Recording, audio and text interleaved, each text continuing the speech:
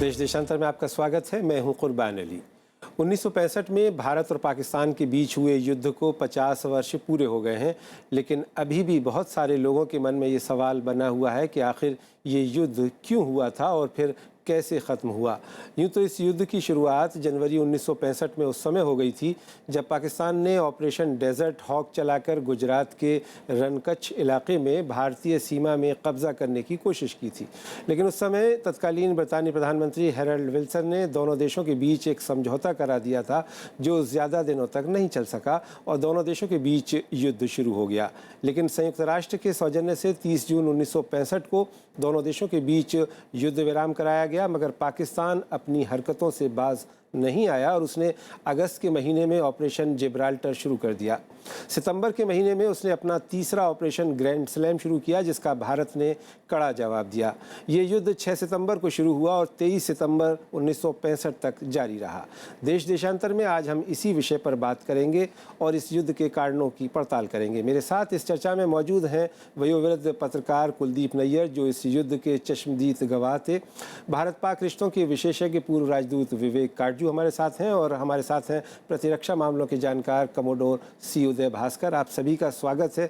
सबसे पहले कुलदीप नैयर साहब, मैं आपसे शुरुआत करना चाहूँगा कि आपने न सिर्फ ये कि 1965 के इस भारत पाक युद्ध को अपनी आंखों से देखा, इसको कवर किया, बल्कि इसकी परिणति जो ताशकंद समझौते में हुई उसके भी आप गवाह हैं। तो आप हमें बताएं कि ये युद्ध आखिर हुआ क्यों था, क्या कारण था, पाकिस्तान ने क्यों हमारे ऊपर हमला किया, क्यों वो भारत के साथ युद्ध करना चाहता था? मैं जब ये युद्ध ख़त्म हुआ तो मैं इस्लामाबाद गया तो जनरल अयूब से मिलने। जी। तो जनरल अयूब से मैंने कहा कि ये युद्ध क्यों शुरू हुआ, कैसे हुआ। कहता भाई ये मुझे नहीं, ये तो भुट्टो's वार है, भुट्टो साहब की लड़ाई है, उनसे पूछो। तो मैं भुट्टो साहब के पास जब गया, जुल्फ़िकार अली भुट्टो से, तो मैंने कहा कि भाई ये क्यों शुरू किया, आपने शुरू किया। कहता है मैं इसमें कोई गलत बयानी नहीं है कि हाँ मैंने ही किया, लेकिन मेरा ख्याल था कि हिंदुस्तान अगर हम फतह कर सकते हैं तो अभी है, इनकी नहीं तो आर्डिनेंस फैक्ट्री बहुत इकॉनमी बढ़ जाएगी। तो मैंने ये समझा, लेकिन ये मैं गलत गलत निकला और मैंने तारीख से सीखा है, अब कभी ऐसा नहीं करूँगा। ये मुझे उनसे इंटरव्यू बात कहा। जी, लेकिन ये तो युद्ध शुरू हो चुका था जनवरी 1965 में, जब पाकिस्तान नज़रें गड़ाए हुए था रन ऑफ कच्छ पर और उसने वहाँ कोशिश भी की, कब्ज़ा भी किया और बाद में ब्रितानी प्रधानमंत्री की मध्यस्थता से एक ट्राइब्यूनल में हम लोग गए जिसका फैसला सन 68 में आया। लेकिन उस वक्त इसको मान लिया गया और भारत में उस समय ये ख्याल किया जाता था कि पाकिस्तान को भारत ने रन ऑफ कच्छ का काफ़ी हिस्सा दे दिया है। आखिर इसकी क्या वजह थी? नहीं, ये मेरा ख्याल है ये सही नहीं, क्योंकि उस वक़्त लाल बहादुर शास्त्री थे और मैं उनका प्रेस सेक्रेटरी था, तो मैं जानकारी इसके लिए बताता हूँ कि ये जब रन ऑफ कच्छ का हुआ जी, तो शास्त्री जी समझते थे कि भाई मैं पाकिस्तान से लड़ना नहीं चाहता, ये कुछ है ऐसे मामला जिसमें कि उन्होंने वहाँ डट के कोई मुकाबला नहीं किया। लेकिन कभी कभी कहते थे कि मुझे ऐसा लगता है जैसे पाकिस्तान रिहर्सल कर रहा है, जैसे कुछ और आने वाला है। लेकिन उसमें रन ऑफ कच्छ में उन्होंने आउट ऑफ द वे भी कोई मतलब मुकाबला इस तरह नहीं किया कि जैसे उनके भाई हरा दो। ये कि भाई ठीक है अब पाकिस्तान वगैरह, तो वो जो प्राइम मिनिस्टर विल्सन ने समझौता कराया तो वो शास्त्री जी तैयार थे कि भाई अब मैं पाकिस्तान से नहीं लड़ना चाहता। लेकिन जब बाद में जब जुल्फ़िकार अली भुट्टो ने वहाँ इन्फिल्ट्रेटर्स भेजे और दूसरा किया, तो तब शास्त्री जी को हुआ कि भाई ये तो अब है, और उसका उन्होंने जवाब सख्त से दिया। जी विवेक काटजू साहब, आप क्या मानते हैं कि जो ये सिलसिला शुरू हुआ रन ऑफ कच्छ से, फिर इसका दूसरा चरण कश्मीर में हुआ और ये जो 3 ऑपरेशंस हुए, operation desert hawk, operation Gibraltar और ऑपरेशन ग्रैंड स्लैम, और उसके बाद फुल फ्लेज युद्ध हुआ दोनों देशों के बीच में, क्या कहीं हम लोगों की कमज़ोरी थी? मुझे लगता है कि युद्ध के कारण तो नैयर साहब ने बताए हैं और इनसे ज़्यादा कौन जानता है। जी ये हमारे सबके उस्ताद रहे हैं इन मामलों में। जी लेकिन जो शास्त्री जी ने नीति अपनाई रन ऑफ कच्छ के दौरान, जी उससे शायद अयूब खान ने भी शायद ये महसूस किया होगा कि भारत इस वक्त कमज़ोर है। हमें ये भी याद रखना चाहिए कि सन 62 के हालात जो थे वो कुछ ही साल पहले हुए थे। बिल्कुल। फिर भारत में एक बहुत बड़ी तब्दीली हुई थी, राजनीतिक तब्दीली, शास्त्री जी आए थे। हो सकता है कि उनके मन में ये भी हो, पाकिस्तानी नेताओं के मन में, कि भारत इस वक्त सबसे ज़्यादा कमज़ोर स्थिति में है, जी तो इस वक्त उस पर हावी हुआ जा सकता है। ये वो गलत समझते थे। और बाद में शास्त्री जी ने तो एक ऐसी रीढ़ की हड्डी दिखाई जिससे पूरा देश प्रभावित हुआ। इतिहास उसका आज गवाह है कि जब असल मौका आया तो शास्त्री जी चूके नहीं, भारत चूका नहीं, भारत की सेना नहीं चूकी। जी लेकिन इस युद्ध से हम तब तो कुछ निष्कर्ष निकले हमारी पाकिस्तान नीति के लिए, लेकिन आज मेरा मानना है कि आज भी कई वहाँ उस युद्ध से जो निष्कर्ष निकले, जो सबक हमें सीखने चाहिए थे, शायद हमने पूरे सीखे नहीं। क्योंकि पहली चीज तो ये थी कि पाकिस्तान ने जो हमला शुरू किया, वो क्या उसने वो हमला अंत किया है? जी पहला वो आप देखें कि पहले उन्होंने भेजे अपने ऑपरेशन जिब्राल्टर के थ्रू, चाहा कि कश्मीर में 30,000 लोग, जी 30,000 लोग भेजे कश्मीर में उपद्रव करें। क्या आज वो नहीं हो रहा है? या 25 साल से वो नीति यानी नहीं 50 साल बाद भी वही सूरत हाल बनी? देखिए, पाकिस्तान की नीति बदली नहीं है जी। उसने ये नहीं सबक सीखा जी कि इन हरकतों से कश्मीर उसके हाथों हासिल नहीं होगा। मैं आता हूँ आपके पास में। कमोडोर उदय भास्कर, आप 1965 के इस भारत पाक युद्ध को किस रूप में देखते हैं? क्योंकि कहा यह जाता है कि जो 1965 में, जैसे जिसका जिक्र अभी कुलदीप नैयर साहब ने किया कि साहब भुट्टो साहब का ये एक एडवेंचर था, लेकिन उनका जो भी एडवेंचर हो या अयूब साहब की जो भी नीति रही हो, हम लोगों की कहीं ना कहीं ये इंटेलिजेंस चूक भी थी। 62 का युद्ध होने के बावजूद हमने कुछ सबक हासिल नहीं किया और 1965 की जनवरी में रन ऑफ कच्छ में पाकिस्तान घुस आया। साहब, अभी जैसे मेरे बाकी साथियों ने बताया है, कुलदीप साहब और काटचू साहब ने, इसका जो संदर्भ और इसका जो शुरुआत था, मैं यही जोड़ना चाहता हूं कि 50 साल के बाद जब हम 1965 युद्ध की समीक्षा करते हैं, उसमें कई ऐसे पहलू हैं जिससे शायद हमें भारत की जो सामरिक संस्कृति है उसको एक प्रकार से ये रेखांकित करते हैं। मैं एक विश्लेषक के दृष्टिकोण से यही कहूँगा कि 62 का जो युद्ध है वो एक प्रकार से अक्टूबर 1947, जिसको हम फर्स्ट वॉर फॉर कश्मीर कहते हैं, तब से लेके कारगिल तक एक प्रकार का ट्रैजेक्टरी है या एक लिंकेज है। और उसमें 1965 का जो युद्ध है वो उसी प्रकार का जो रणनीति है जो पाकिस्तान ने अपनाया था। सबसे पहले इर्रेगुलर्स को इस्तेमाल करना, इस प्रकार का कोवर्ट ऑपरेशंस करना। ये बात भी सही है, जैसे आपने कहा है, भारत की जो एजेंसीज हैं या जो सिक्योरिटी फोर्सेस हैं, शायद उनको अंदाज़ा नहीं था कि इसकी क्या रूपरेखा होगा। इसी प्रकार के लक्षण हमने कारगिल में भी देखा है। जी। तो मेरा जो इसका सोच विचार ये है कि 1965 वॉर में ऐसे कई सारे पहलू हैं जिससे शायद पाकिस्तान की जो रणनीति है, पाकिस्तान का फौज का जो इर्रेगुलर्स का इस्तेमाल करना या दहशतगर्दी को समर्थन देना, ये सब उसी में एक प्रकार से जुड़े हुए थे। तो इससे पाकिस्तान की जो सामरिक संस्कृति है, जो स्ट्रेटेजिक कल्चर है, वो काफ़ी हमें इस वक्त समझने की एक मौका मिलता है। साथ साथ भारत के तरफ से मैं दोबारा विवेक साहब का बात को बढ़ाना चाहता हूं कि शायद भारत के अंदर भी जो हमने देखा उस वॉर में, जैसे आप देखिए, केवल मिलिट्री के दृष्टिकोण से, सैनिक दृष्टिकोण से, आर्मी और नेवी के बीच में किसी प्रकार का तालमेल नहीं था। इतना कि ये बहुत ही एक अजीब स्थिति बना था कि उस वक्त हमारे नेवी के जो अध्यक्ष थे, एडमिरल सोमन साहब, उनको आर्मी के अध्यक्ष चौधरी साहब ने बताया तक नहीं कि इस प्रकार का प्लानिंग हो रहा था जंग के लिए, और दूसरा मिनिस्ट्री ऑफ डिफेंस में ये नेवी के इतिहास में लिखा गया है कि किसी एक जॉइंट सेक्रेटरी ने एक नोट भेज दिया कि सरकार ने निर्णय ले लिया कि हम नौसेना को इस्तेमाल नहीं करेंगे।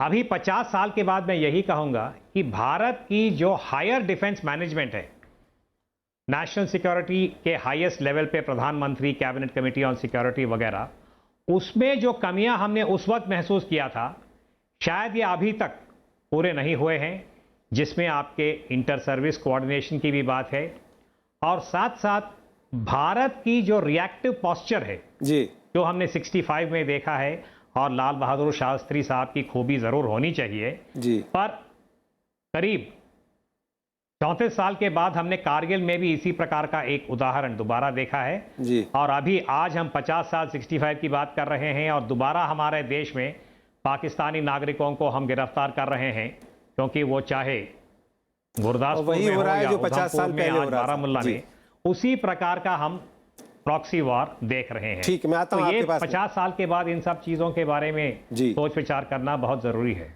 कुलदीप नैयर साहब, अभी आपने बताया कि आप गए थे पाकिस्तान इस युद्ध के बाद, और अयूब खान साहब ने कहा कि भुट्टो की जंग है, भुट्टो साहब ने कहा कि हाँ मैं कुछ इसी तरह का कर रहा था, जैसे कोई खेल हुआ माने। लेकिन हम लोग क्या कर रहे थे, भारत सरकार क्या कर रही थी? एक बार युद्ध विराम हुआ, जी मेरा सवाल यह है कि एक बार युद्ध विराम हुआ जनवरी में, फिर उसके साथ पाकिस्तान ने युद्ध किया, फिर 30 जून को दोबारा युद्ध विराम होता है संयुक्त राष्ट्र के ज़रिए से, और फिर तीसरी बार जब फुल फ्लैश जंग हो जाती है सितंबर में, उसके बाद युद्ध विराम होता है, और फिर जनवरी 66 में जाकर के ताशकंद होता है। लेकिन क्या हम इसी तरह से धैर्य का इम्तहान दूसरे लोग हमारा लेते रहें, इसको देते रहेंगे, ये रणनीति थी उस वक्त में, या ये था कि नहीं हमें देश को बचाना है? नहीं, ये तो राजनीति थी कि देश को बचाना, लेकिन ये भी चाहते थे कि भाई पाकिस्तान से अच्छा अगर हो सकता है संबंध तो होना चाहिए, क्योंकि एक हमसाया है, चाहे जो भी है। ये भी हम अपना पाउडर ड्राई रखता थे, हाँ ज़रूर चाहते थे, लेकिन ये कि भाई ऐसे ही हम लड़ाई कर दें, ये कि इसके हक में नहीं थे। ये हम चाहते थे कि भाई पाकिस्तान ये समझे कि ऐसी बातें नहीं करनी चाहिए, नहीं तो इसका जवाब उसे बहुत सख्त मिलेगा। लेकिन नहीं किया पाकिस्तान ने। मैं तो बल्कि मैं तो वो एक बात मुझे जो रह गई कि भुट्टो ने ये भी मुझे बताया कि मैंने देखिए, मैंने समझा था कि ये कश्मीरी उठ जाएंगे जब मैं यहाँ से भेजूंगा, लेकिन ये तो हाथों के हाथों निकले। ये उसका उस वक्त अल्फाज थे, हाथों। अब खैर वो पुरानी बात मैं बता रहा हूँ कि भाई ये उनकी मिस रीडिंग थी। आज भी मैं समझता हूँ कि पाकिस्तान का जो रवैया इंडिया की तरफ है वो उनका मिस रीडिंग है हिंदुस्तान के तरफ। हिंदुस्तान में चाहे जो भी आपस में हो इख्तलाफ, लेकिन एक जमहूरियत है, और जमहूरियत की बहुत बड़ी ताकत होती है जिसमें डाइवर्सिटी से यूनिटी निकलती है, और सब लोगों का कहा जाता है। मैं समझता हूँ कि पाकिस्तान की अभी भी जो पॉलिसी है इंडिया की तरफ बहुत गलत है। लेकिन आप तो हमेशा से कुलदीप नैयर साहब कि शायद कुछ रेगुलर भेजो, इरेगुलर भेजो। आप तो हमेशा से दोस्ती की बात करते हैं पाकिस्तान की, आपको कई बार तरफदार के तौर पे देखा जाता है हिंदुस्तान में। कुछ लोग कहते हैं कि वो आप भारत की बात कम करते हैं, शायद पाकिस्तान की ज़्यादा करते हैं, लेकिन उसके बावजूद वो सुधर नहीं रहा है। आज 50 साल बाद भी वही काम कर रहा है जो सन 65 में कर रहा था। तो फिर ऐसे में क्या उम्मीद की जाए उससे? नहीं, उम्मीद तो नहीं। आप देखिए कि हम पड़ोसी तो बदल नहीं सकते, दोस्त तो बदल सकते हैं वो, लेकिन पड़ोसी है। अब अच्छा बुरा इसके साथ तो रहना पड़ेगा। मैं समझता हूँ कि बुरा है, समझ लीजिए, लेकिन अब रहना पड़ेगा वो, क्योंकि उसको ज्योग्राफी को नहीं बदल सकते। इसीलिए मैं जब कहते हैं कि आप कि मैं को पाकिस्तान की तरफदारी करता हूँ, मैं तरफदारी नहीं करता। मैं समझता हूँ कि भाई वहाँ भी ऐसे लोग, मैं जाता हूँ जो मिलते हैं, वो भी जमहूरियत चाहते हैं, लेकिन नहीं हो सकी, वहाँ मिलिट्री का राज है। लेकिन इसी तरह के लोग हैं जैसे यहाँ पे लोग हैं, और वो भी आराम से रहना चाहते हैं, अमन से। वो चाहते हैं ट्रेड हो, और हिंदुस्तान इतना बड़ा मुल्क है, वो किसी में नौकरियाँ मिलें वगैरह, वो भी ये जो बच्चे इंजीनियरिंग पढ़ रहे हैं वगैरह, मुझसे कई दफ़ा उन्होंने बात ये की है कि हमें नौकरी मिल सकती है, यहाँ तो नहीं। तो ये वो भी चाहते हैं लोग जो लेकिन वहाँ पे जो हुकूमत है या शासन है वो तो मिलिट्री के हाथ में है ना, यहाँ हिंदुस्तान की तरह नहीं कि लोगों के हाथ में। जी विवेक साहब कुछ कहना चाह रहे थे।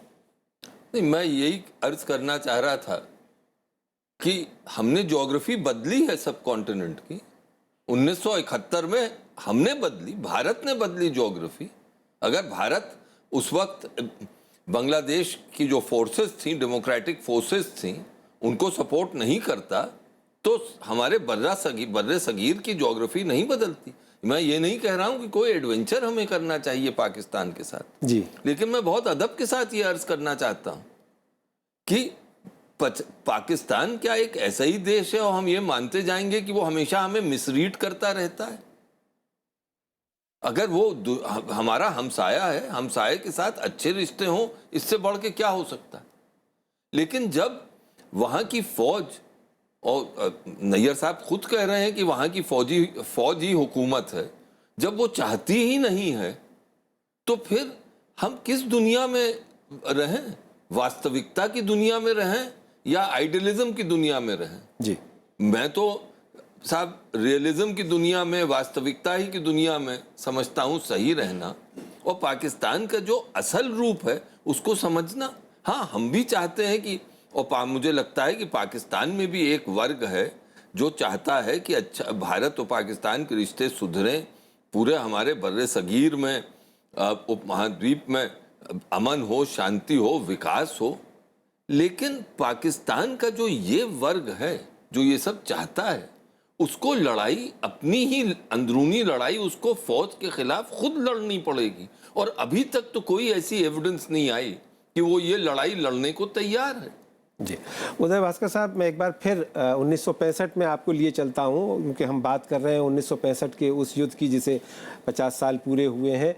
क्या हमने उस युद्ध से कुछ सबक हासिल किए? क्योंकि आपने जिक्र किया कि 1965 से लेकर के और कारगिल तक 1998 तक लगता यह है कि शायद हमने कोई सबक हासिल नहीं किया। तो आखिर वो भारत पाक युद्ध के 1965 के वो कौन से सबक हैं जो हमको याद रखने चाहिए और आज के इस माहौल में वो ज़्यादा प्रासंगिक हैं? तब मैं कहूँगा केवल सैनिक या मिलिट्री दायरे में कि भारत ने 1962 जो चीन के साथ युद्ध हुआ था उससे काफ़ी कुछ फौज ने सीखा और उसका शायद असर हमें 1965 के वॉर में थोड़ा बहुत हमको अंदाज़ा हुआ था। पर शायद 65 में जिस प्रकार से युद्ध शुरुआत हुआ था, जिस प्रकार से वो ख़त्म हुआ था, और जो भी उसके अलग अलग पहलू थे, जिसमें इंटर सर्विस कोऑर्डिनेशन की मैंने बात की, हमने नौसेना को इस्तेमाल नहीं किया, ये सब मैं कहूँगा इसका जो है जो लेसन्स थे या जो हमें सबक सीखना था सैनिक दायरे में, उसका हमें जो 1971 वॉर का जो प्लानिंग था और जिस प्रकार से ईस्ट पाकिस्तान में जो लोकतांत्रिक जो लहर पैदा हुआ था और उसका जो समर्थन भारत ने किया 1971 वॉर में, ये एक मैं कहूँगा काफ़ी सकारात्मक हमारे लिए अनुभव रहा है कि 65 वॉर से हमारे मिलिट्री को, हमारे मिलिट्री लीडरशिप को कई प्रकार के मैं कहूँगा प्रोफेशनल जो लेसन्स थे हमने उनको इंटरनलाइज किया था।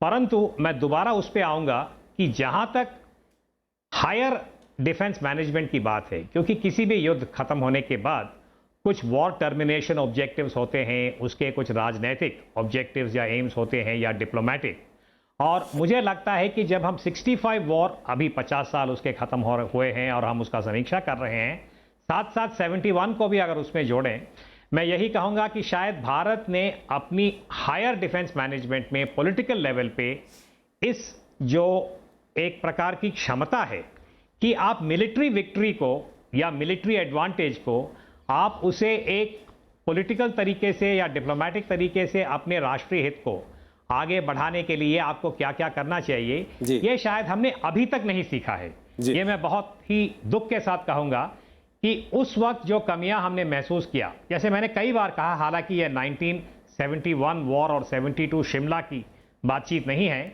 पर जिस प्रकार से शिमला एग्रीमेंट हुआ था और हमने काफ़ी जो भारत में वहाँ पे सैनिक जो हमने लाभ हमको प्राप्त हुआ था, हमने उसे एक बार से उसको बिल्कुल वापस कर दिया था जी 65 में भी।